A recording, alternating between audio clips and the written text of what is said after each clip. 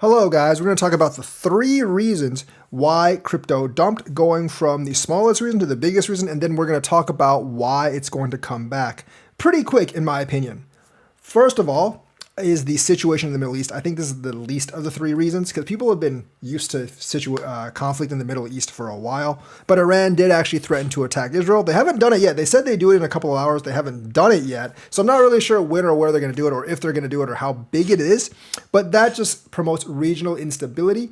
And any kind of instability in the world will get people to sell risk on stocks and buy safer things. Now, this specifically, like some people might want to buy war stocks, because obviously if they get into a shooting war, war stocks will benefit a lot. That's why war companies are generally evil and they want humanity to blow each other up because then they make a lot of money. So, like they're probably looking at like Lockheed, Halliburton, things like that. Makes perfect sense for them to reallocate some of the crypto money or some of the stock money into that. But, it's mainly just the fear of regional instability, maybe possibly war and the halt in trade and stuff that brings everything down.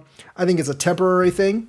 And I don't think it's going to be like a global war thing or anything. There's not going to be World War III. So I don't really think that's the biggest reason, but it did have some effect. The second reason is the U.S. Employment numbers came down more than we thought. Now, the Fed's been wanting the employment numbers to come down for a while. Maybe they manipulated it for them to actually come down, but people have been wanting them to come down for a while, so the Fed will actually cut interest rates. And they're now even talking about an emergency Fed session to actually cut those interest rates. But right now, it does not look like that's going to happen. I think the announcement or the rumor on Twitter was bunk, like most Twitter stuff. And realistically, I don't think that we're going to get an emergency cut. And basically, I think people were thinking 4.2, and now it's like 4.3, because last time it was 4.1 unemployment. Now, 4.3 unemployment is still very, very low historically, but people were, I guess, not really ready for unemployment to take a 0.2% jump, and we're expecting maybe even or 0.1% down. So, people got jolted. They thought they're afraid of recession. So they were emotional and they pulled back their money. So that's the second biggest reason. But realistically, unemployment's still pretty historically low. And I think they're going to come to their senses sooner rather than later. I also think some people just wanted a big surprise. So Jerome Powell would actually cut the interest rates, and now he's definitely going to cut them, maybe even by 50 basis points, but I'm still betting 25 basis points. And the second reason actually has an effect on the biggest reason, and that is Japan. Now, let me explain what Japan did. Japan raised their interest rates. I think they were at 0%, so now they're at 0.5. You don't think that would actually affect a lot, but there's a lot of people and a lot of Americans that are in the high leverage arbitrage business in the Japanese yen cash and carry kind of loan thing.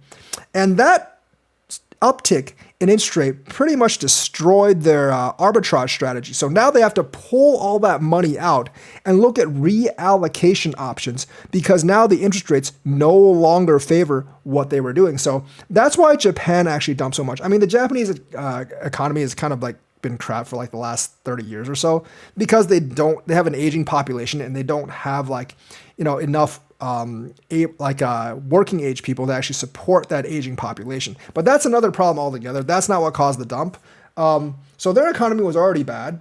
They raised interest rates, and because that basically kicked out of the arbitrage people. So the arbitrage people are actually withdrawing their money from that market and reevaluating. So Japan just lost massively on that day. Plus of the fear that the US was going to go into a recession made them dump even more. But that's why those interest rate hikes in Japan affected Japan so much. And a lot of American investors had to take their money out of those Japanese companies as well, for their strategy doesn't work anymore at 0.5% interest rate increase. So that's probably the biggest effect. They had to pull their money out of the market. Now they have to find some way to actually reallocate that money somewhere, or a lot of them just got liquidated and are don't have that money anymore. So that kind of market shock kind of kind of like had a shockwave throughout the entire market.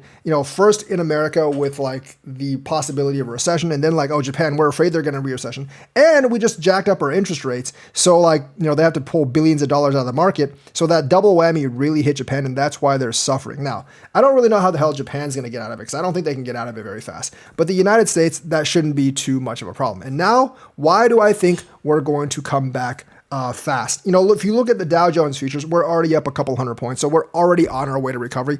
Obviously, we haven't gained back all that we lost. But, I think tomorrow will be a positive day. Crypto is up to $55,000, $56,000. So we're like a couple $1,000s on the way back. And I do think we'll recover over the next week.